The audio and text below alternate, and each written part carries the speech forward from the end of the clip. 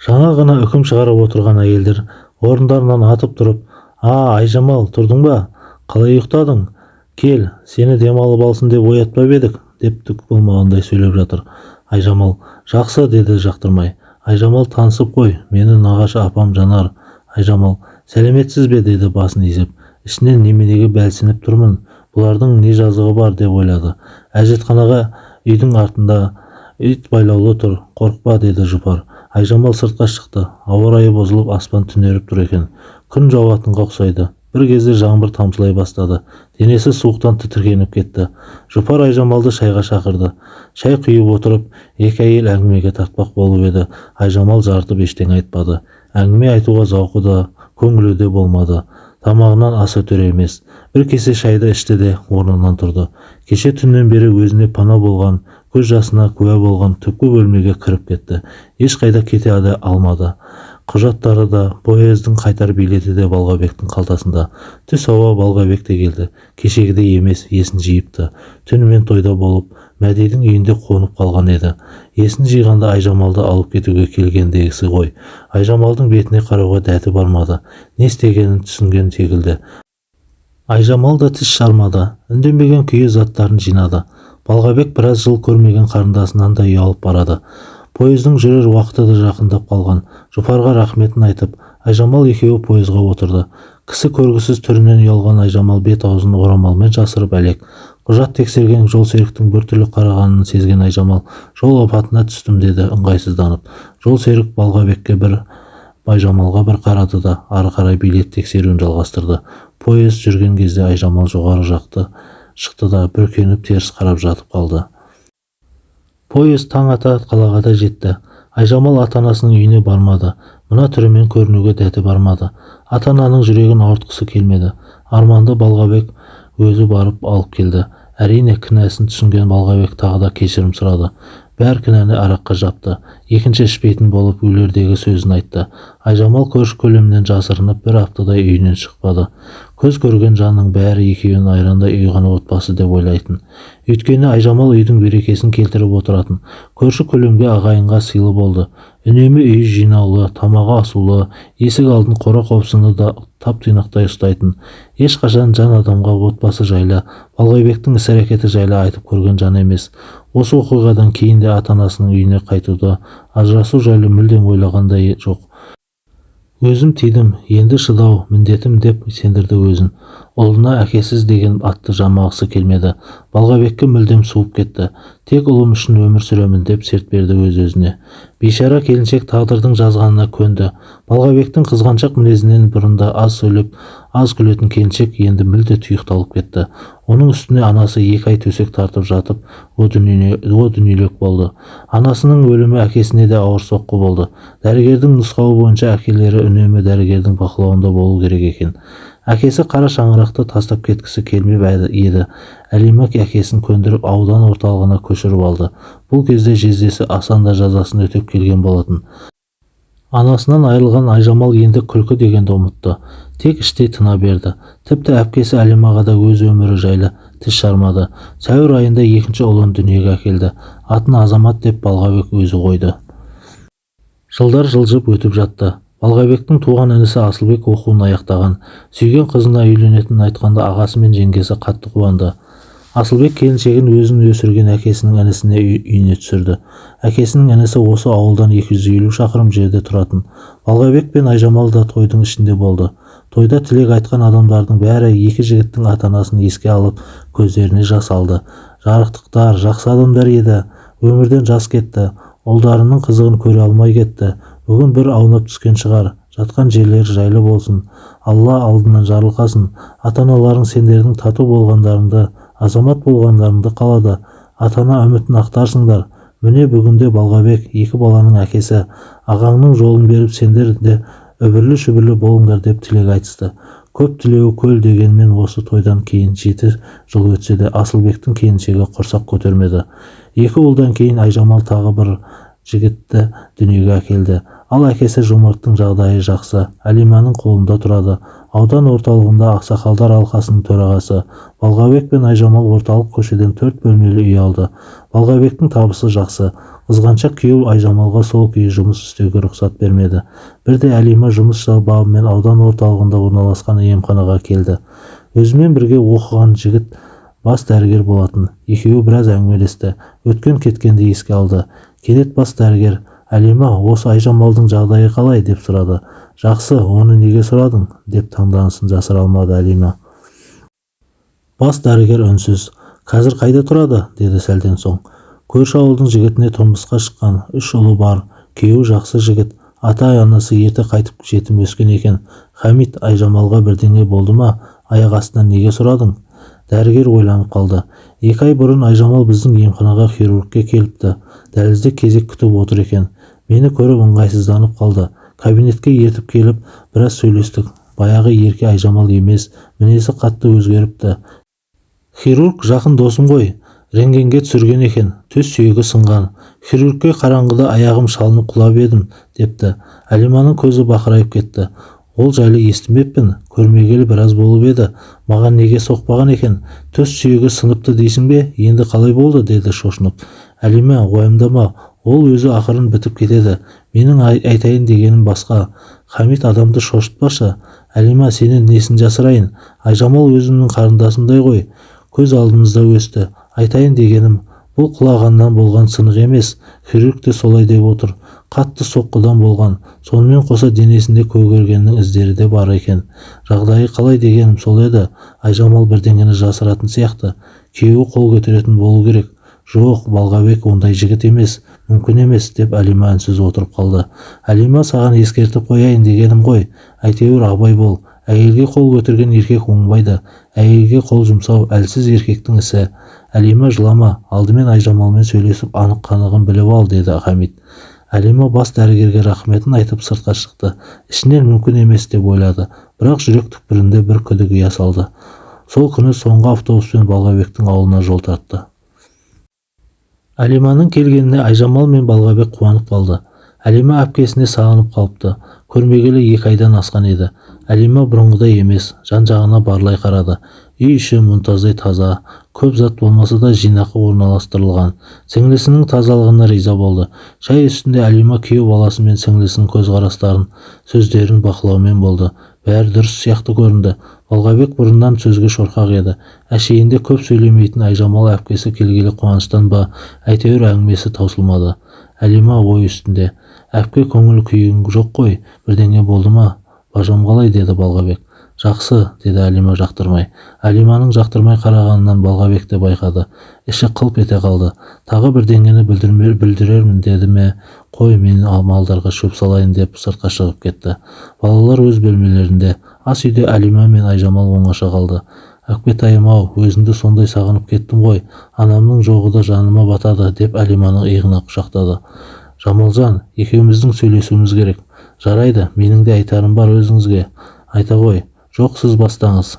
«Жамалжан, неден бастарымды білмей отырмын». «Ту, әпкежан, қорқытпаңызшы». «Жаным-ау, анамыз өмірден өтті. Жарықтық жақсы адам еді. Ешқашан бетімізден қақпады. Аналық махаббатын аямады. Біз үшін отқа да, суға да түсуге дайын еді», деп Әлима әңгімені әреден бастады. «Анамыз үнемі сендердің көз жастарыңды көрмесем деуші еді. Біздің бақытты болғанымызды қалады. Сондықтан сені танымайтын жерге барса тағы қалай емес, одан да көз алдымызда болсын деп Балғабекке тұрмысқа шыққаныңды қалады. Осы уақытқа дейін оның жаман қылығын көрмедім, бірақ Айжамал әпкесінің нені меңзеп отырғанын түсінді. Үндемей төмен қарады. «Айжамалым-ау, менің жалғыз бауырымсың, артымнан ерген алтынымсың. Сенің табаныңа кірген тікен менің маңдайыма кірсін. Сенің жылағаныңды көргім келмейді. Сен үшін мен жауаптымын. Анам өмірден өтерінде Айжамал мен әкеңе бас-көз бол. Екеуін назардан тыс қалдырма. Сендер бақытты болсаңдар мен де көрімде тыныш жатармын», деп әкем екеуімді маған аманаттап кетті, деді Әлима көзінің жасын сүртіп. Айжамал еңкілдеп жылады. «Ай дейсің, әй жалған-ай, ішінде біраз дүние толып қалыпты. Анашым-ай, ол жақта да бізді ұмытпай жатқаның-ай, жаным-ау», деп Айжамалдың көз жасы көл болды. «Әпке, анамыз көз жұмар алдында мені оңаша шақырып алып, қайта-қайта кешірім сұрады». «Мам, неге кешірім сұрайсыз? Қайта мен сізден сұрауым керек қой». «Мам, менің артық қылығымды кешіріңіз», деп едім. Анашымыз: Қызым, сені тұрмысқа шығуға мәжбүрлегенім үшін кешірім сұраймын. Дұрыс істедім бе, бұрыс болды ма? Осы ой жанымды жегідей жейді. Менің көңілімді қимай тұрмысқа шықтың. Сол үшін кешірім сұраймын. Сенің тек бақытыңды көргім келеді деген еді. Анаға деген сағынышқа, Балғабекке деген іште қатқан кекпен араласып, Айжамал ұзақ жылады. Bir кезде Әлима сіңлісінің шашын сипап отырып, Айжамал, шыныңды айтшы, сен бақыттысың ба деп сұрақты төтесінен қойды. Айжамал үнсіз. Әлиманың көкейінде күйдігі расталайын деді. Жамалжан, деді сұраулы жүзбен. Әпке, оны неге сұрайсың деп Айжамал басын көтерді. Жамалым-ау, сол күні саған Балғабек туралы ең алғаш айтқан мен едім. Балғабекті саған жақсы жар болады деп ойладым. Сол ісіме кейде өкінемін. Әсет туралы да кейін естідім. Саған сенің махаббатыңа қастандық жасағандай сезінемін өзімді. Сен бақытты болуға тиіссің, ботам. Шыныңды айтшы, Балғабек саған қол көтере ме? Айжамал, жасырмай айтшы күнім. Айжамал төмен қарап біраз отырды да, жоға, оны қайдан шығардыңыз?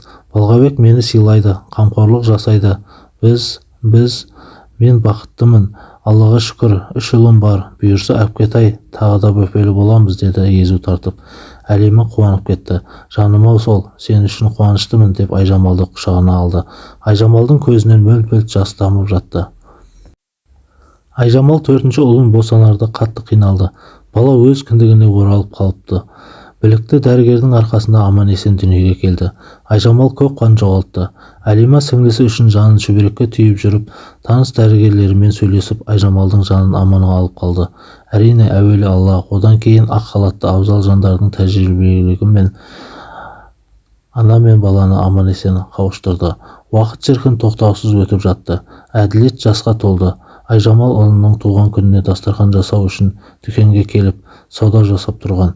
Дүкенді басына көтере бір жігіт кірді. Балғабекпен бірге істейтін Қали есімді жігіт екен. Қызыңқырап алыпты. Бұрында осы жігітті суқаны сүймейтін. Айжамал тыжырына қарады. Айжамалды көргеннен тиісетін әдеті бар. Қалиға Айжамал ұнайтын. 1-2 рет ыңғайы танытып еді. Айжамал сол сәтінде ақ сөзбен орнына қойып тастаған. Содан бері Айжамалға іштей қыжылы бар. Сұлу сүйіп үйреніп қалған менімен жігітті. Айжамалдың өзін менсінбеуі еркектің намысына тигенмен бірдей болды. Содан бері Айжамалдан өш алатын сәтті күтуде. Күйеуінің мінезін жақсы білетін Айжамал Қалидің жымысқы ойын Балғабекке айтпады. Қали бүгін де ескі әдетіне басып, «Охо, кімді көріп тұрмын? Балғабектің сұлу екен ғой. Иә, сұлу келіншек, не істеп жүрсің?» деп сөзбен қағыта бастады. Өзі Айжамалды көзбен ішіп жеп барады. Айжамал жақтырмай оқты көзін қадады да бұрылып жүре берді. Ләм-мим демей дүкеннен шығып бара жатқан Айжамалдың артынан, бар, қайда барасың? Мұның шүйірігін қарашы, мені білмей жүр екенсің. Әлі-ақ көзіңе көк шөбін үймелетермін, деді тістеніп. Соңғы кездері Балғабек жиі ішіп келетінді шығарды. Әкелерінің ішіп келіп шу шығаратынынан ұлдары қорқып қалған. Ұлдың үлкені Арман 12 жасқа келді. Бала болса да біраз нәрсені түсінетін жаста. Өте ақылды, бала болып ойнағанынан гөрі анасына көмектесуге даяр тұрады. Өзінің үлкен екенін біледі. Айжамал да үнемі осы ұлына үлкен жауапкершілік артады. Ұлым, сен үлкенсің, әкең екеуміздің қолғанатымызсыз. Бауырларыңа әрдайым бас көз бол, деп үйретіп отырады. Бірде Арман, анашым, неге әкем арақ ішеді, неге сізді жылатады, деп қойып қалады.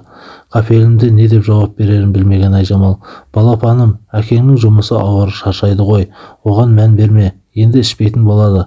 Кейде мен де әкеңді ашуландырып қаламын. Әкең сендерді жақсы көреді. Сен тек бауырларыңа абай бол. Мен саған сенемін. Сен ақылды баласың ғой, жаным, деді ұлын құшағына қысып. Анашым, Дәулеттің әкесіне анасына қаладан туған күніне гүл мен әдемі сақина әкеп беріпті. Кеше ойнап жүргенде айтты мақтанып, анашым, сізге әкем гүл берді ме? Әрине, қашан, мені көрмедің ғой. Сен кішкентай болғанда. Анашым, мен өскенде сізге мынандай гүл әперемін, сосын сізге әдемі сақина әперемін. Жаным-ау, ақылыңнан айналдым, ботам. Күнім менің, айттың ғой, сен менің нағыз ақылды балапанымсың. Әділет ояндау деймін, қарап келші, деді анасы. Бір кезде далада асық ойнап жүрген екі ұлы Азамат пен Асқар таласа келіп, анашым, бізге су беріңізші, деді ентігіп.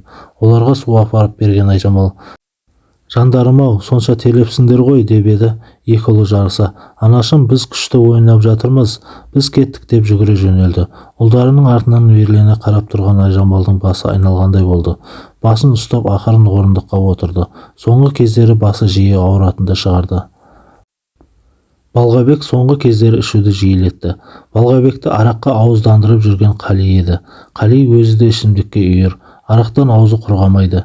2 рет үйленіп ажырасқан. Жақында 3-ші рет үйленеді. Өте қу, өлетін жерін де білетін адам. 2 күннің бірінде түрлі сылтау тауып Балғабекке ішкізіп жібереді. Міне бүгін де 5-6 жігіт жұмыстан кейін қастарындағы бір жігіттің ұлды болғанын жуып отыр. Алып қоймен жігіттер біраз жерге барып қалды. Әй Жақа, молодец, еркектен еркек туады. Нағыз еркек екенсің, ұл тудырдың. Балғабектің жолын берсін. Қали мысқылдап күлді. Қалекеңе не болды саған? Неге күлесің? Самат дұрыс айтады, деді біреу. Ей Қали, сен маған күліп отырсың ба? Алдымен мен сияқты 4 ұл тудырып ал, білдің бе? Деді Балғабек саусағын шошайтып. Тудырсаң не бопты? Бәрі өзіңдікі екеніне сенімдісің бе? Деді Қали. Ей оңбаған, сен не оттап отырсың? Қойыңдар, деді Самат. Айжамалға тіл тигізбе. Қали, ұят болады, деді Темірхан. Кім оңбаған, деп Қали да қояр емес. Көзі аларып кеткен Балғабек орнынан атып тұрып, сен оңбаған, аузыңа келгенді оттаған. Айжамал менің қатыным, 4 бала да өзімдікі, білдің бе? Қалиға да керегі осы еді. Әдейі тағы да мырс етті. Оның мысқыл күлкісі Балғабектің одан әрмен жүйкесіне тиді. Бірден Қалидің жағасына жармасты. Қали да қалысар емес. Жігіттер ажырата алмай әлек. Екеуі де дес берер емес. Бір кезде алысып жүріп, ажыраттау әйтеуір. Екеуіне 2 жаққа алып кетті. Балғабекті Самат ертіп кетті. Жолда Самат Балғабекті тоқтатып, Балғабек бауырым, көңіліңе алма, Қалиды білесің ғой, ол әдейі айтты. Оның жүрген жері алаң, сені көре алмайды. Өткенде бастық сені мақтағанда іші күйіп әрең отырды. Сондықтан ағалық ақылым ғой, осы Қалиға көп үйірсек болма, біздің үйге жүр, жеңгең шай дайындап қойған шығар, деді. Міне нағыз жанасыр адамның сөзі. Балғабек барудан бас тартты. Көтерінде Самат, жақсы, өзің біл, тек үйге барып келіннің мазасын алып жүрме, деп ескертті. Балғабек тіке үйіне тартты. Көзі қызарып кеткен, 2 жұдырығын түйіп, тісін қайрап келеді.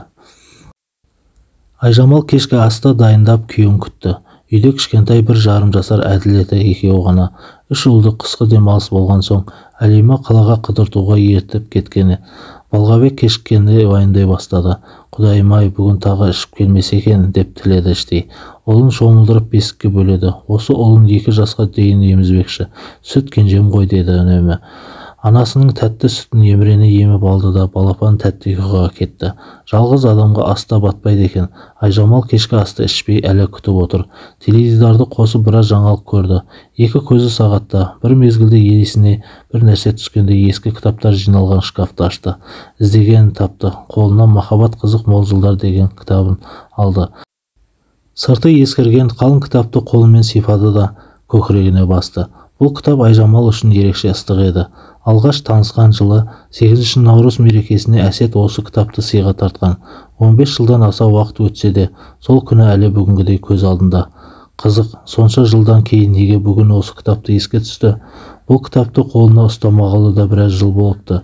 Өткен күндер көз алдынан киноның лентасындай өтіп жатты. Кітапты ашқанда алғашқы бетіндегі жазу көзіне оттай басылды. Дәл сол сәтте есікті біреу сындырардай тарсылдатып ұра жөнелді. Айжамал қалай орнынан атып тұрғанын сезбей де қалды.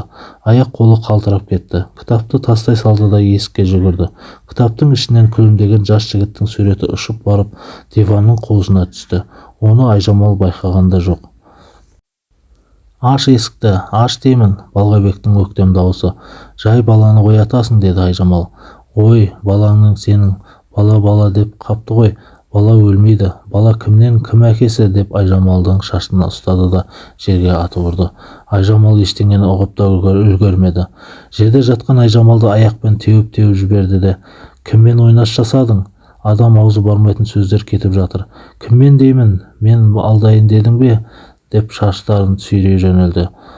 Балғабек, не айтып тұрсың? Жіберші, құлың болайын. Бала оянып кетеді. Ой, әкеңнің. Орнынан тұрып бара жатқан Айжамалды пештің алдында тұрған көсеумен салып қалды. Темір көсеу Айжамалдың басына тиді. Қан сау ете қалды. Енді қарсыласпаса өлетін еді. Ызаға булыққан Айжамал бар күшін жинап, алдында тұрған орындықты алды да Балғабекті бір ұрды. Айжамалдан ондайды күтпеген Балғабек шалқасынан түсті. Айжамал далаға қаша жөнелді. Көшеге емес, қора жаққа қашты. Балғабек үйге қайта кіріп, ас үйдегі шкаф сөрелерін ақтара бастады. Бір жұтым арақ іздеп еді, таппады. Жатын бөлмедегі шарылдап жылап жатқан балаға мән берер емес. Ах бәлем, сені ме, көрсетем әлі саған, көзіне көк шыбын үймелетем, деп аузына келгенін айтуда. Іздегенін таппаған Балғабек қисаңдаған күйі көшеге шықты. Қаңтардың қақаған аязында сыртқы есік аңқиып ашық қалды. Балғабек көшенің иттерін шулатып дүкенге қарай кетіп барады. Көрші тұратын Ажар апа осы уақытта дәрет қысып сыртқа шыққан еді. Балғабектің үй жағынан шыққан шуды құлағы шалып қалды. Дереу үйіне барды да шалын оятты. Қайдар, көрші Балғабектің үй жағынан шу естідім. Барып келші, тыныштық па екен, деді. Қайдар ақсақал үстіне сырт киімін іле сала шығып кетті. Ажар апа да үйде дамыл тауып отыра алмай шалының артынан ерді. Ұлы мен келіні қонаққа кеткен. Қайдар ақсақал көршісінің үйіне келсе, есік шалқасынан ашық жатыр. Артынан ере келген Ажар апа, "Ой, бұл қақаған суықта есік ашық қалған ба?" деп сөйлеп жүр. Балғабек, келін, деп дауыстап еді, үн жоқ. Ішке кіргенде түкпі бөлмеден жылаған баланың дауысы естілді. Ажар апа бірден солай қарай жүгірді. Бесіктегі бала жылай әлсіреп қалыпты. Жаным-ау, мына бала әбден жылапты ғой. Әке-шешесі қайда жүр? Айналайын, болды, жылама. Қазір сені бесіктен шешіп аламын, деп баланы есіктен шеше бастады. Бала да анасынан айырылғанын сезгендей безілдеп жылай берді. Қайдар ақсақал бар бөлмені аралап келді де, "Әй, түге, мынаулар қайда кеткен? Үйде тірі жан жоқ", деді. "Қора жақты қара, әжетханаға кетті ме екен? Мына баланы сонша жылатып, бұларға не болған?" деп әже сөйлеп жүр. Қайдар ақсақал қора жақты түгел шолып шықты. Дауыстап, "Балғабек, келін", деп еді, үн жоқ. Дала өлі тыныштық. Тек күйіс қайырған сиырлардың ғана дыбысы естіледі. Алла-ай, осындайда болады екен ғой. Баланы тастап жеті түнде қайда жүр бұлар? Кенет арт жағынан біреу ыңырсығандай болды. Бұрылып қараса ешкім жоқ. Қайта кері жүрді де жан-жағына қарады. Ешкім жоқ. Жан-жақта түгел қарап шықты. Бір кезде ағаштың түбінде жатқан ақ көйлекті әйелді байқады. Ақсақалдың аяқ-қолы қалтырағандай болды. "Бісміллә, жын ба, пері ме? Бісміллә", ақырын жақындап еді. Әйел қайта ыңырсыды. Жақындағанда барып таныды. "Құдайым-ау, келін Айжамал, келін, саған не болды?" деп ақсақал әйелдің бетіне төнді. Дыбыс жоқ, бет-аузын қан жуып кеткен. "Ажар, әй Ажар", деп айқай салды. Қайдар ақсақал Айжамалды көтеріп үйге әкелді. Айжамалдың түрін көргенде Ажар апа шошып кетті. "Алла сақтай көр, Айжамал, саған не болды?" деп жылап жіберді.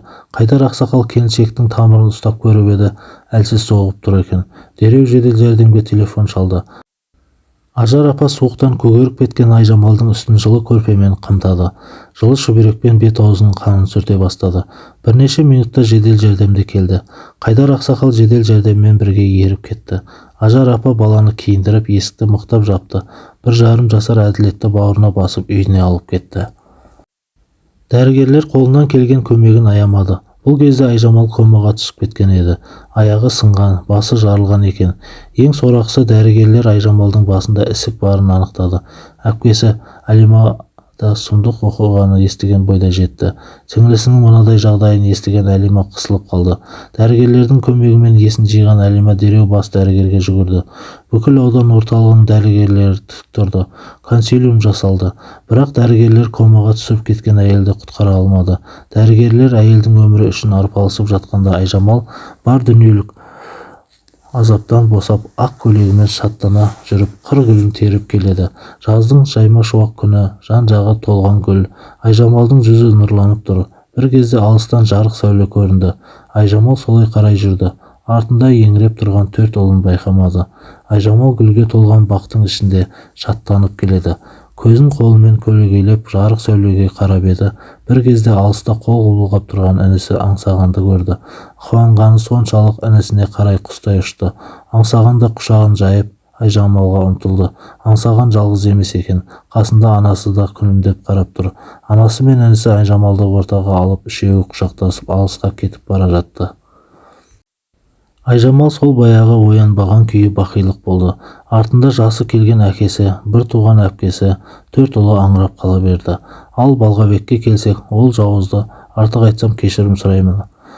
Тағдырдың өзі жазалады. Өкінгенмен не пайда? Болар іс болды.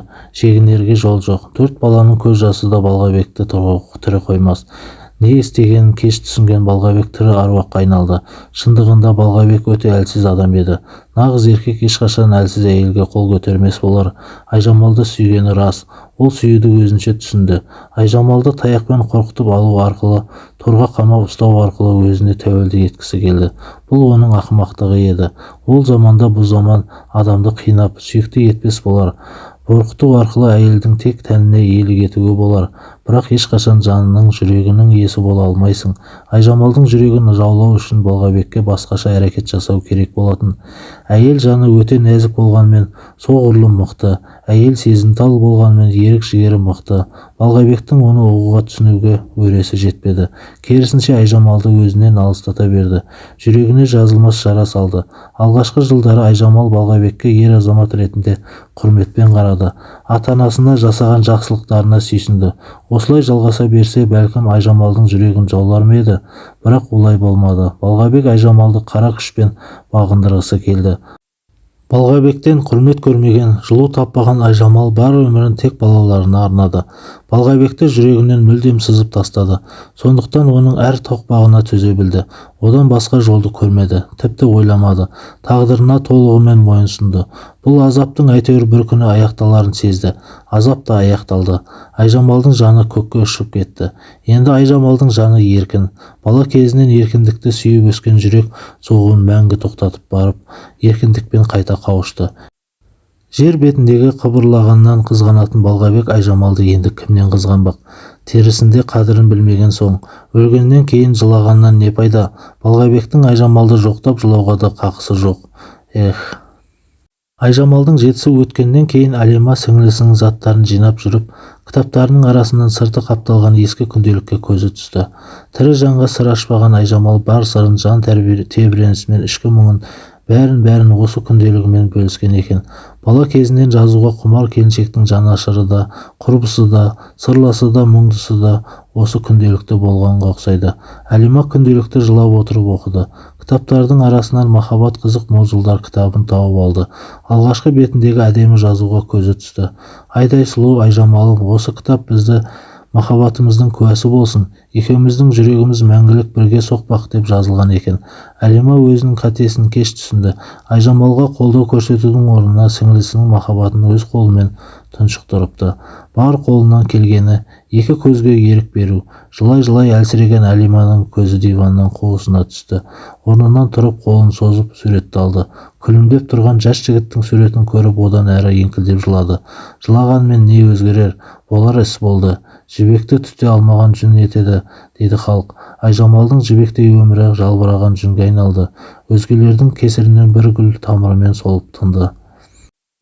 Иә, өмірде еш нәрсе Алланың қалауынсыз болмас. Дегенмен адамның ниетінің қаралығы, тойып секіргендік, қолда барды қадірлемеу, адамдықтан алшақтау, аяулы жанға зәбір көрсету, тағы басқа жексұрынды қасиеттер, қасиет деуге де келмес бәлкім, адамзатты құрдымға апарады. Өзінің ғана емес, өзгенің де өмірін тас-талқан етеді. Біздің қоғамда отбасының күйреуіне тек әйел адам жауапты деген түсінік қалыптасқан. Ажырасқан әйелді айыптау, теріс көзқарас орын алған. Расында солай ма? Айжамал отбасын сақтап қалуға бар күшін жұмсады. Дүниеге 4 бірдей азаматты әкелді. Ұлдарына саналы тәрбие берді. Ұлдарын әкесіз өскен не тексіз деген атқа қалдырмады. Ата-ананың айтқанынан шыға алмаған бойжеткен сүйген жанымен қош айтысты. Ұлынан айырылып, қайғыдан қан жұтқан ата-ананың қалауын орындады. Бүкіл жас өмірін Балғабекке арнады. Балғабекке пәк болып келді. Өмірден өткенінше адалдығын сақтады. Жақсы әйел, жақсы ана болуға тырысып бақты. Тіпті күйеуінің айуандық іс-әрекеттерін туғандарына да ғана емес, тірі жанға білдірмеуге тырысты. Балғабекті әлі-ақ түзеліп кетер деп үміттенді. Әттең, дүние-ай, балаларының бақыты үшін бар азапқа төзген Айжамал балаларын жетім етемін деп ойлап па? Кім білсін? Сұрақ көп, жауап жоқ. Жоқ, Айжамал 4 ұлының жетімдігін қамытын киетінін ойлаған жоқ. Ойласа өмірі басқаша болар еді. Ажырасып кеткенде ше? Онда сіз осы әңгімені оқып отырған оқырман Айжамалға дәл осылай жанашырлық танытар ма едіңіз? Бәлкім танытарсыз. Өйткені сіз бен біз Айжамал тағдырына қанықпыз. Ал қоғам ше? 4 баласымен ажырасыпты дегенді қалай қабылдар еді? Дискриминация. Ажырасқан әйелді біздің қоғам қабылдай алмайды. Әрине, әркімнің пікірі әртүрлі. Ажырасқан әйелді қолмен шұқып көрсетіп, сөзбен айту тағы оңай. Біз кез келген істің салдарын ғана көреміз. Себебін анықтап жатқан ешкім жоқ. Иә, біздің қоғам саналы қоғамға жетті ме? Өзгенің өміріне толеранттық таныта аламыз ба? Тағы да сұрақ көп, жауап жоқ. Аяулы жан өмірден өтті. Әттең, дүние-ай. Балғабек қолын тым кеш сермеді.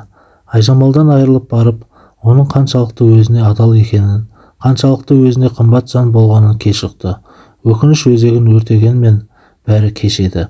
Айжамал өлсе де, өмір бір орында тоқтап қалмасы анық. Ағайын туғанның араласуымен Балғабек темір тордан аман қалды. 4 ұлымен Айжамалсыз қаңыраған үйде соқа басы сопиып жалғыз қалды. Көздеріне мұң ұялаған 4 ұлының жүзіне тіке қарай алмай қор болды. Есейіп қалған Арман мен Азаматқа анасының өлімі ауыр тиді. Ал 6 жасар Асқар анасының айрылғанын білмеді. Үлкендер бала жүрегін қаяу салмау үшін анаң алысқа кетті, келеді деп жұбатады. Анасының сағынған балақай, анашым қайда, анашыма барамын, неге тез келмейді деп жылайтын. Мұндайда Қалғабек бір орнында байыз тауып отыра алмай далаға шығып кетеді. Арман бауырын құшақтап інісіне жауап қата алмай іштен тынатын. Айжамалдың өзіне ұқсаған қайсар ұл көз жасын інілеріне көрсетпеуге тырысты. Анасының соңғы кездері жиі айтқан бауырларыңа қорған бол, оларды жылатпа, саған сенемін, сен менің қолғанатымсың деген сөздерін бірде-бір рет естен шығарған емес. Иә, Айжамал тұңғыш ұлына сенім артты. Кішкентай ойын баласының иығына үлкен жауапкершілік артып кетті. Анасынан айырылған Арман небәрі 13 жаста болатын. Маңдайына жазылған қатыгез тағдырды Арманды ерте есейтті. Анасынан үйренген үй тірліктеріне де осы бала атқарды. 10 жасар Азамат та ағасының қасынан табылды. Сіңілісінің артынан қалған жиендерін Әлима пана бола алмады. Айжамалдың қазасынан көп уақыт өтпей-ақ инсульт алып, бір жағы түгел жансызданып қалды.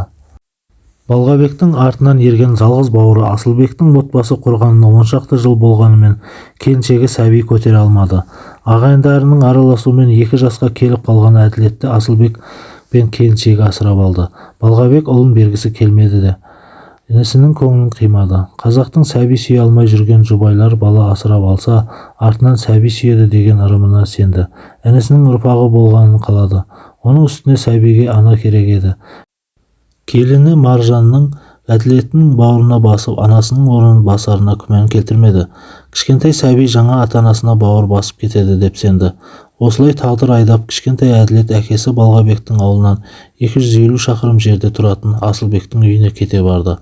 Асылбектің келіншегі Маржан мінезі тұйық, балаға қаттылау адам еді.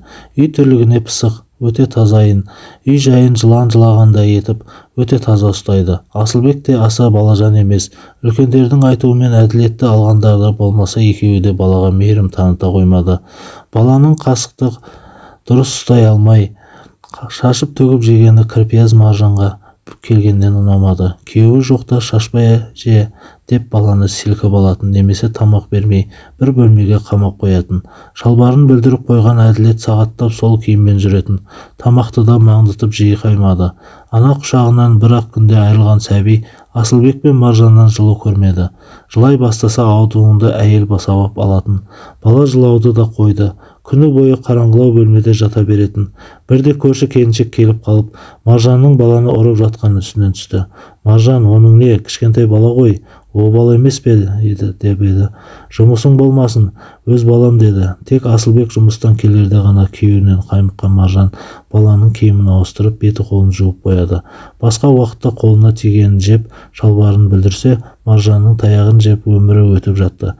Бейшара сәби теледидардан Арман, Азамат, Асқар деген есімдерді естіп қалса, құлағы елең ете қалатын.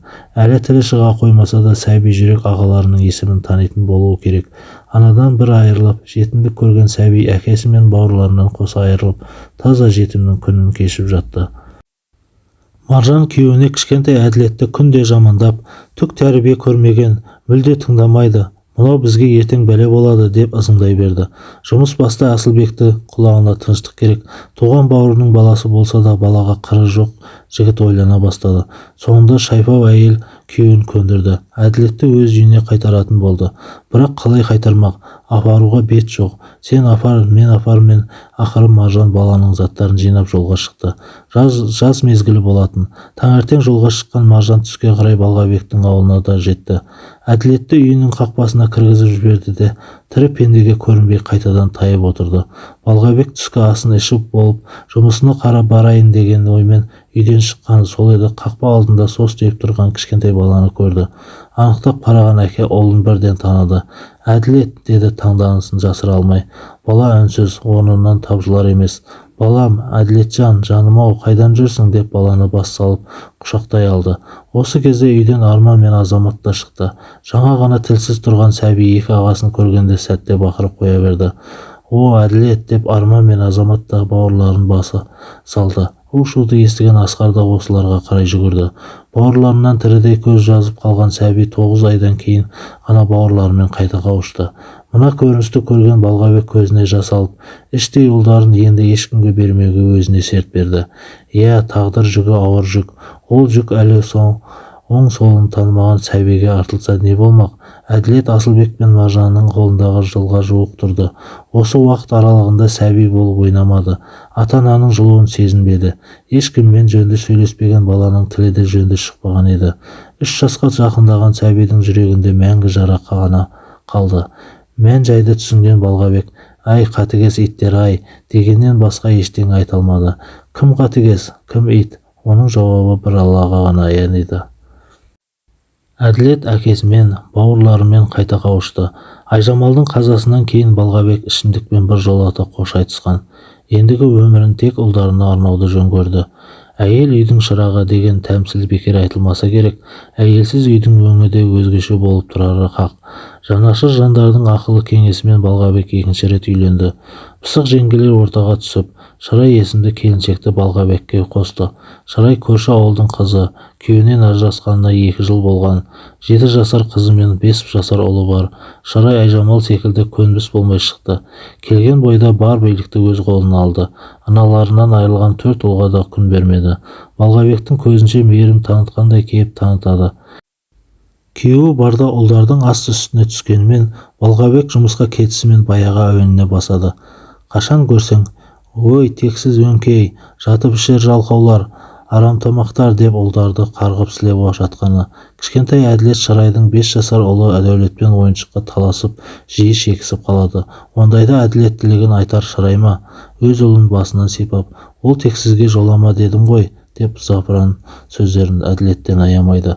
Араша түскен Арман мен Әділетті де әбден сыбап алады. Екеуінің сыпылдауымен қарашы, шешелердің тәрбие бермеген сендерге, дей бастап еді. Анама тіл тигізбеңіз, әкем айтамын осының бәрін, деп қарсы шыққан Арманды да жетістірмеді. Әккі әйел жұмыстан келген күйеуін жыламсырап қарсы алды. Келіншегінің көңіл күйін жоғын сезген Балғабек мән жайды сұрап еді. Шырай бейшара кейіппен, «Балғабек, мен кетемін. Мына балаларға қанша жақсылық жасасам да бір жақпай-ақ қойдым. Мені бөтенсіз деді. Қанша бауырыма тартайын десем де маған өз жүгіп тұрады. Аналарының орнын толтырғымақ келеді. Басқа қолымнан не келеді? Айтшы, Балғабек», деді жыламсырап. Балғабек Арман мен Азаматты шақырып, «Сендерге не болған? Шырай сендердің аналарың. Ұят емес пе? Арман, сен үлкенсің, ақылың бар ғой», деді. Арман үнсіз тістеніп ақ тұр. Өгей болса да әкесінің әйелі, шыдай алмаған Азамат. «Әке, ол біздің анамыз емес. Ол үнемі Әділет пен Асқарды ұрады. Бізге де әбден жаман сөз айтады. Бұл бірінші рет емес. Сіз жоқта үнемі бізге тиіседі. Анамызға тіл тигізеді», дей беріп еді әкесі. «Азамат, олай айтуға қалай ұялмайсың?» деп айтарып тастады. Арман Азаматты түртіп, «Болды Азамат, қой енді», деді қабағын түйіп. Азамат жылап бөлмесіне кетіп қалды. Есейіп қалған Арман, «Әке, кешіріңіз, сіздің көңіліңізді түсіргіміз келген жоқ», деді үлкен адамша. «Онда Шырайдан кешірім сұраңдар», деді Балғабек. Мұны күтпеген Арман әкесінің бетіне жалт қарады да айтар сөзін бүгіп қалды. Сәлден кейін, «Жарайды», деді жай ғана. Арман өгей шешеден кешірім сұрады. Шырай: әрине Арманжан, кешіремін ғой. Мен сендерді тек жақсылық ойлаймын. Кейде мен де ашуланамын. Аналарыңдай болғым-ақ келеді, деді көз жасын сүртіп. Теріс бұрылғанда көзін жымысқы күлкі үйірілді. Балғабектің қаһарына ұшыраймын ба деп қорыққан әйел балаларды жеңгеніне мәз болды. Бірде Шырайдың 5 жасар ұлы Дәулет даладан жылап келді. Ас үйде жүрген Шырай: не болды Дәулет, деп еді. Ана Әділет қой итеріп жіберді, деді бақырып. Ой оңбаған, көрсетем мен оған әлі, деп кіжінді келіншек. Баласын жұбатып бауырына басты. Бұл кезде 4 жасар Әділет үйге кіруге қорқып қораға тығылған еді. Қанша уақыт өткені белгісіз, бала қорада шөптің үстінде жатып ұйықтап қалды. Үлкен ұлдар сабақта, Балғабек жұмыста. Сабақтан келген Арман Әділетті сұрап еді. Мен қайдан білейін ол шешектің қайда жүргенін? Жүрген шығар қаңғырып. Дәулетті ұрып тастапты. Қарашы арқасын, мен оған әлі көрсетем, білдің бе? Есіргендер өңкей. Басыма бәле болып жабыстыңдар ғой, жетпегірлер өңкей, деді жөнелді Шырай. Адуынды Шырайдың әзәрлі сөздерін тыңдауға шыдап тұра алмаған Арман құлағын жауып далаға шығып кетті. Әділет, әй Әділет, деп Арман біраз жерді шарлады.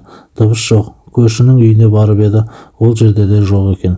Бір кезде Азамат та сабақтан келді. Екеуі 2 сағат іздеп жүріп қораның ішіндегі шөптің үстінде бүк түсіп ұйықтап жатқан Әділетті тауып алды. Өгей шешенің таяғынан қорыққан бала жылап-жылап ұйықтап қалыпты. Ағаларын көріп қуанып кеткен Әділет Арманның мойнына асылды. Жан адамға жүректегі мұңдарын айта алмаған 3 бауыр құшақтасып жылады. Әкесіз жетім, еркеге жетім, анасыз жетім, шын жетім деген сөз бар. Анасыз жетімдіктің ащы дәмін татып жүрсе де, Айжамалдың 3 ұлы да мектепке үздік оқыды. 2 інісінің сабағын Арман үнемі өзі қадағалап отырды. Анасына берген уәдесін ешқашан ұмытқан емес. Арман әдебиетке жақын. Қолы қалт етсе әдеби кітап оқуға құмар. Шығарманы да өте жақсы жазады. Қазақ тілі мен әдебиетінен өткен аудандық олимпиадаға қатысып, 2-ші орын алып келіп әкесін қуантты. Азамат спортқа жақын. Мектептегі күрес секциясына қатысады. 9 жасар Асқар сурет салғанды ұнатады. Арманның бауырлары үнемі қадағаланып отыратындығын, 4 ұлдың бір-біріне деген бауырмалдығын Шырай көре алмайтын. Бір ана, бір әкеден туған өз қызы мен ұлының басы піспей төбелесіп қалатынын көргенде тіпті ашуға мінетін. Қабырғада ілініп тұрған Айжамалдың суретін де жек көретін. Реті келсе ұлдарға кінә тағып, Балғабекке жамандап та үлгеретін. Соңғы кездері Балғабек те Шырайға күмәнмен қарай бастады. Көп уақыт өтпей-ақ оған көзі анық жетті. Оқиға былай болды. Көктем мезгілі болатын. 3 ұл мен Шырайдың қызы сабаққа кетті. 4-еуі де таңертеңгі ауысымда оқиды. Балғабек те таңғы асын ішіп болып жұмысына кетті. Шырай көрші әйелмен көшеде біраз әңгіме айтып тұрды да, одан әрі дүкенге кетті. Үйде өздері ғана болған Дәулет пен Әділет ойнап отырып, ойыншыққа таласып қалды. Анама айтам сені, деп қорқытты Дәулет. Мына сөзді естіген Әділет ойыншықты бере салды. Анасының осының сөзін сөйлеп, Әділетке ұрысатын бала да біліп алған. Қит етсе Әділетке тиісіп, артынан анама айтам дегенді әдетке айналдырған. Шырайдың қаһарынан қорқатын Әділет кейде Дәулетпен ойнамай қояды. Бала емес пе? Біраз уақыттан кейін ұмытып қайта ойнай бастайды. Бір мезгілде Дәулет Әділетке: Әділет, мені қушы, деп қоймады. Өзі ұстай алмайсың деп қаша жөнелді. Ойын баласы емес пе? Әділет те орнынан тұрып Дәулетті қуа жөнелді. Екеуі алысып жүріп, айнаның алдында тұрған гүл салатын құмыраны құлатып алды. Жерге түскен құмыра быт-шыт болып сынып қалды. Осы кезде үйге кірген Шырай 2 көзі шатынап 2 ұлға айқай салды. Мен емес, Әділет қой, деп атқа қақталды Дәулет. Әділет 2 көзі жөтеңдеп, мен емес, деп шырылдады. Ой оңбаған, сен екенсің ғой, мына құмыраның қанша тұратынын білесің бе, деп Әділетті тоқпақтай бастады. Мен емес, деп шырылдаған баланы қолына түскен затпен салып қалды.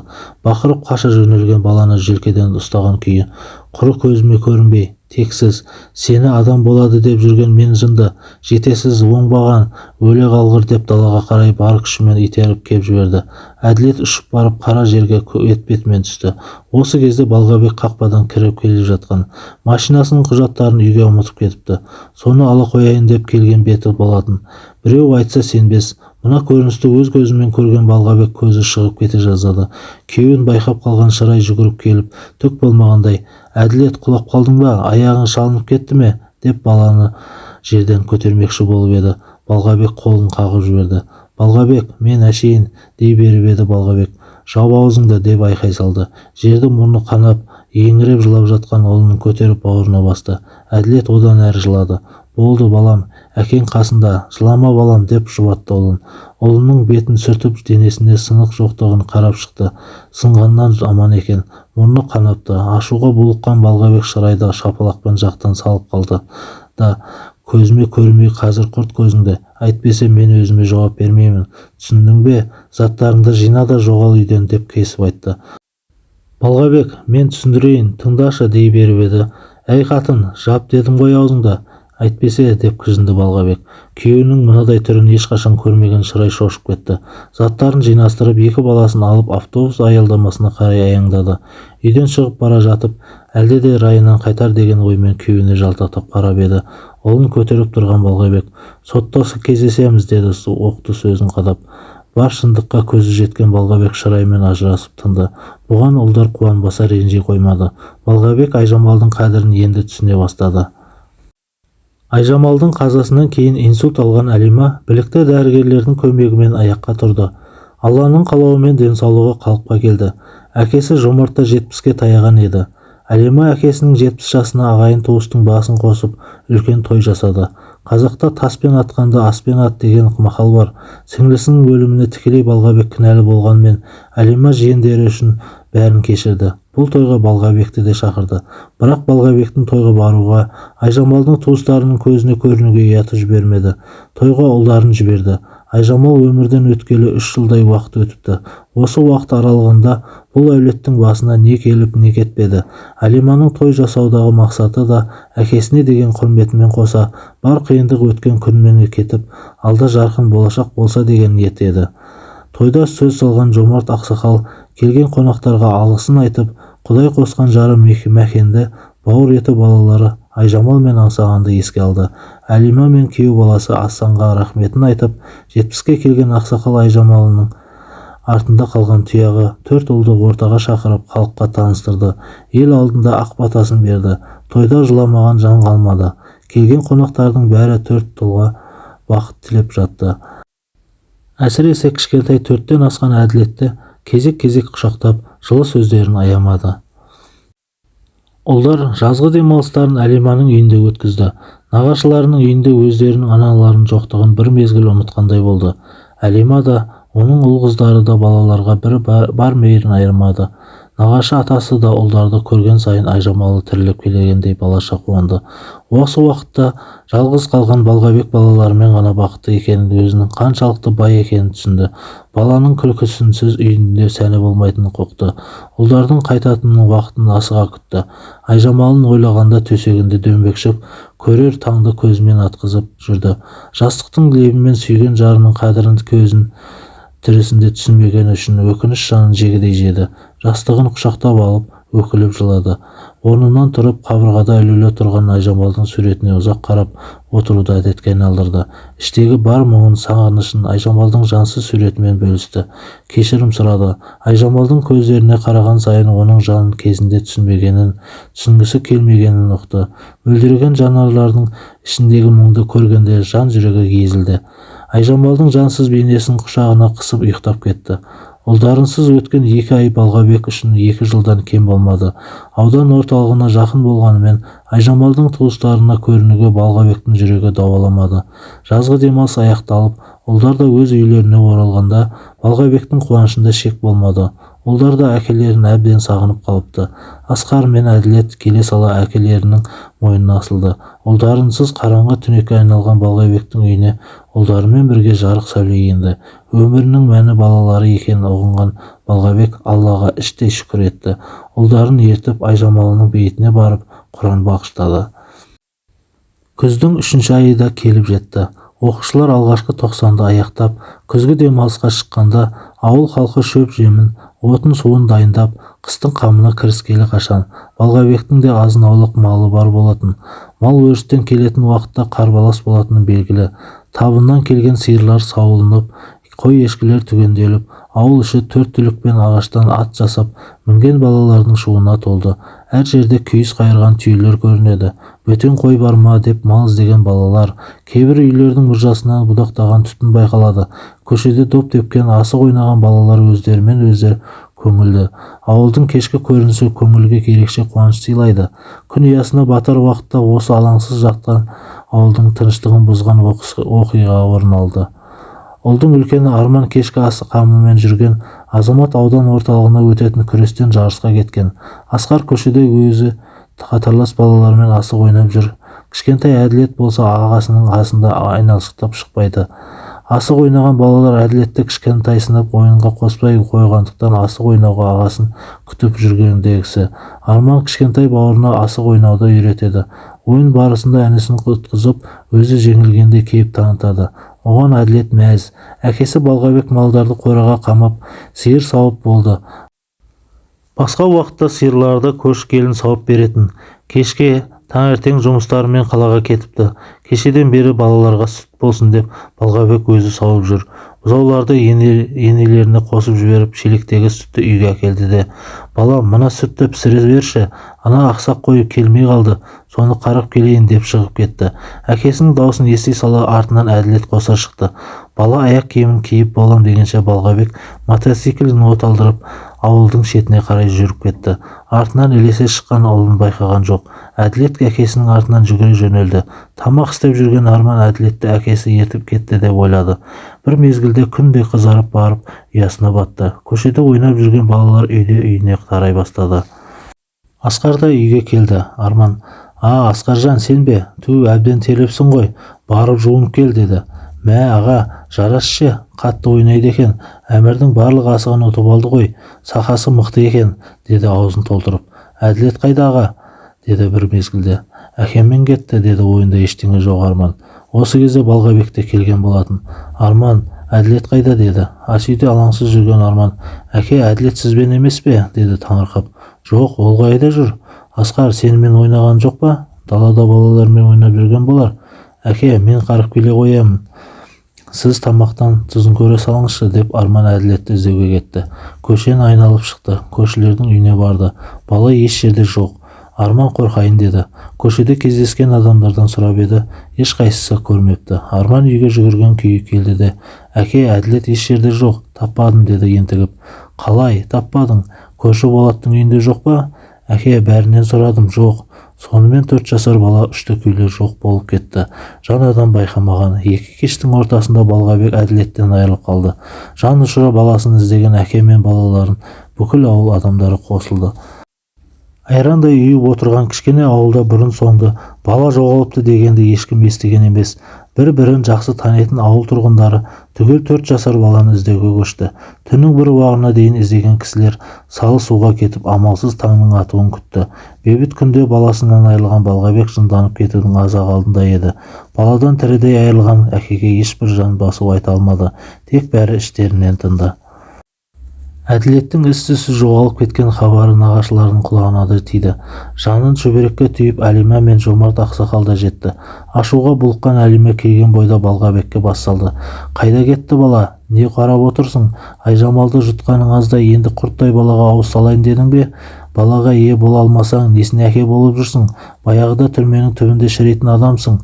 Мына Айжамалымның артынан қалған шиттей балалардың обалына қалмайын деп қана түрмеге тоғытпадым. Осы балалар болмағанда баяғыдағы өзім-ақ көзімді құртар едім. Қандай жеркенішті адамсың. Осыдан осы балаға бірдеңе болса айтпады деме. Көресіңді көрсетем. Бұл балаларды іздеусіз, сұраусыз деп жүрсің бе? Тапқан екенсің басынатын адамды. Тап баланы, өлсеңде тап. Әйтпесе ісім сенімен болсын. Балапаным-ау, қайда жүр екен? Қандай күйде екен? Кіп-кішкентай сәби, қайда кетуі мүмкін? Жаным-ау сол, жарығым-ау, бейшара бала көрмегенді көрді-ау. Есі кірмей жатып ата-анадан айырылды. Одан қала берсе, ана сенің қайырымсыз бауырының мені келінін азап көрді. Байғұс баланың жүрегі тілім-тілім болды-ау. Не дейін, далада адасып кетсе де, мынадай суықта аш-жалаңаш қалай аман қалады? Алла, балапанымды жылата көрмеші, жәрдем берші. Айжамалым-ау, артында қалған аманатыңа ие бола алмадым ғой. Мені кешірші алтыным, балапаныңды жебей көрші. Алиманың көз жасы көл болды. Іші алай-дүлей, жан дүниесі өртеніп барады. Енді қайтеді. Артынан ерген сіңлісінің балаларына бас-көз бола алмағанына күйінді. Айжамал тірі болса, балалар осынша азап көрер ме еді? Осы ой жанын жегідей жейді. Айжамал қазасынан кейін мынадай күйде балаларға қарай алмаспын, әкесінен айырмайын деп ойлаған. Анасы болмаса да өз әкелері ғой. Балаға әке мен шешеден артық жақын адам бола ма? Әкелерінен де айырып тірі жетім етпейін деген. Ұл балаға әке керек. Әкесінен түрмеге қаматсам, ертең ұлдар естігенде олардың бетіне қалай қараймын? Бәрібір әкенің аты әке. Мені кінәлап бетіме басса қайтемін. Енді өзімді кешіре алмас едім. Баланы әкеден айырмау керек. Әй ит-ай, өз қолыңды өзің қалай кесерсің? Әбден ойланған Алима милицияға жазған шағымын қайтып алған. Сөйтіп Балғабек жазадан құтылған еді. Енді бүгін сол өзін түрмеден құтқарып алған ұлына ие бола алмай, Алиманың алдында жерге кіріп отыр. Бірдеңе деуге шама жоқ. Екі көзінен жас парлап, төмен қараған күйі басын көтермеді. Алиманың бір жағынан жылап отырған әкеге жаны ашыса, екінші жағынан атарға оғы жоқ. Жомарт ақсақал үнсіз, терең ойға шомып кеткен. Bir кезде барып, Алима, қой, қайдағыны шығарма, тоқтат, бала табылады, жылап жамандықты шақырма, сабыр түбі саралтын, Алланың көзі тура шығар, Балғабек болар іс болды, бәрібір жаратқанның қолында, қол қосырып отырмайық, іздеуді тоқтатпаңдар деді. Өмірде түрлі қиындықты көрген ақсақал жүрегі езіліп отырса да, бәрін сабырға шақырды. Алладан үміт үзбеуге кеңес берді. Халық машинасымен де жаяу да іздестіріп жатыр. Еш хабар ошар жоқ. Әр үйдің қора-қопсысын тінтіп шықты. Bir жерде ұйықтап қалды ма екен деген оймен қарамаған жері қалмады. Бала барады-ау деген еш жерден ізі табылмады. Құмды ауылдың жанында өзен бар еді. Суға түсіп кетті ме екен деген күдікті ойда туды. Милициялар да іздеуде. Баланың не өлі не тірі хабары естілмеді. Қарашаның қара суығында үстінде қалың күртесінде кимей, жұқа бір қабыт киіммен шығып кеткен бала қайда кетуі мүмкін? 3 күн бойы іздеген адамдар баладан күдер үзе бастады. Адасып кетсе де, түннің қараңғылығы мен өңменінен өтіп кететін қара суығы тірі қалдыра қоймас, сірә. Айдалада жалғыз жүрген баланы қасқырлар жеп кеткен шығар деген, тұспал қасқырлар жеп кетіпті деген аңызға ұласып жатты. Bir әңгімені екіншісі іліп әкетіп, жұрт баланың жоғалуын сансаққа жүгіртті. Біреулер баланы жын перілер алып кетіпті десе, екіншісі біреулер ұшатын тәрелке қонып, баланы өздерімен ерте кетіпті десті. Тіпті біреулер тәрелкенің қонғанын да көрген болды. Қалай болғанда да баланың ұшты күйлі жоғалуы жұмбақ болып қалды. Жанашыр жандар балшы-балгерлерге де барып құмалақ аштырды. Әркім әртүрлі жорамал айтты. Бірі бала табылмайды десе, екінші көріпкел бала аман есен отбасымен қауышады десті. Көкөзек ауылына 25 шақырым жерде Қыдырбай ақсақалдың шағын шаруа қожалығы бар.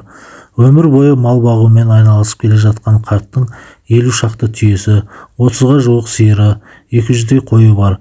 Үлкен ұлы Қасен де әке жолын қуып қара шаңырақта қалды. Екі ұлы аудан орталығында, екі қызы мен кенже ұлы қалада тұрады. Орталыққа көшіп келіңіз, қашанғы мал соңында жүресіз, шаруашылыққа Қасен ағамыз ие болады, денсаулығыңызды күтсеңші деген ұл қыздарының сөзін ешқашан құп алған емес. Өздерің ақ тұрыңдар, жас күнімнен осы мал соңында келемін. Мал шаруашылығы ата-бабамыздан келе жатқан кәсіп деп көнбей қойған. Айдалада жалғыз үй отырса да көрші ауылдармен қатынасып тұрады. Ауыл адамдары да малдарын ақсақалдың малына қосып қойған. Жем шөбін әперіп отырады. 70-тен асып қалса да ақсақал әлі тың, күн демей түн демей ат үстінде жүреді. Бүгінде таңғы шайын ішіп болып, жайылып жүрген түйелерін қарауға өзі шықты. Түйелерінің әрқайсысының түрі түсіне дейін жатқа біледі. Түйе деген шөл даланың иесі ғой, деді іштей. Түйелерін сырттан бақылаған ақсақал ішінен боз інгенді көрмеді. Бұл қайда жүр екен деп іздей бастады. Біраз жерді шарлап келді. Інген байқалмады. Атының шылбырын ағашқа байлап, құмды даламен жаяулап іздеуге көшті. Төңіректің бәрін қарап шықты. Жалғыз інген ұзап кете қоймайтын еді. Қолды болды ма екен? Өркеш-өркеш болып жатқан құмдардың үстінен шықты. Екі өркеш құмнан өткен кезде алыстан қарауытқан бірдеңені көрді. Ақсақал сол жаққа қарай бет алды. Көз жететін жерге жеткенде түйе екенін байқады. Алыстап қараңғыдан адамды байқаған түйе бұған біраз қарап тұрды да құмды жотаны ары қарай асып көрінбей кетті. Ақсақал жүрісін жылдамдата бастады. Бір кезде түйе қайтадан көрінді. Ақсақалға қарай жүреді де бұған біраз қарап тұрады. Әне тағы да артына бұрылды да бұған бір қарап биік жотадан ары қарай асып кетті. Ақсақал мұнысы несі деп таңғалды. Мал соңында жүрген ақсақал түйе жануарының сезімтал әрі өте ақылды екенін біледі. Түйенің бұған бір хабар бергелі жүргенін сезді. Жүрісін жылдамдатып түйеге қарай аяңдады. Түйе шыққан құмды жотаға жеткенше інген біраз жерге ұзап кетіпті. Арасында тоқтайды да келе жатыр ма дегендей артына бұрылып ақсақалға қарап қояды. Қасен ақсақал да бұл жерде бір гәп бар екенін сезді. Түйенің артынан тоқтамай елесіп отырды. Алыстан жалғыз ағаш көрінді. Түйесі сол ағаштың жанына барып тоқтады. Ақсақал шаршайын деді. Ағаштың жанына жеткенде өз көзіне өзі сенбеді. Ағаштың түбінде бүк түсіп кішкентай бала жатыр. Шошып кеткен ақсақал «Бісміллә, бісміллә» деп бірнеше рет қайталады. Ішінен бірдеңелерді күбірлей бастады. Ақырын еңкейді де құлағын тосты. Бала пысылдап ұйықтап жатыр. О тоба, өңім бе, түсім бе? Ақсақал таңданысын жасыра алмады. Елсіз далаға бұл бала қалай тап болған? Жан-жағына қарады. Тірі пенде көрінбейді. Ақсақал баланың қасына отыра кетті. Ұйықтап жатқан баланың басынан сипады да үстіндегі шапанын шешіп, баланың үстін жапты. Не деген тәп-тәтті өзі, адасып кеткен ғой шамасы, бірақ жақын маңда ауылда жоқ. Ауыл осы жерде 60-70 шақырым жерде. Қызық, үстінде де жылы киімі жоқ екен. Ақсақал әлі таңғалып отыр. Түйе де айналшықтап кетер емес. Өзінің іздеп жүрген інгені 3 ай бұрын боталаған еді. Ботасы ауырып өлді.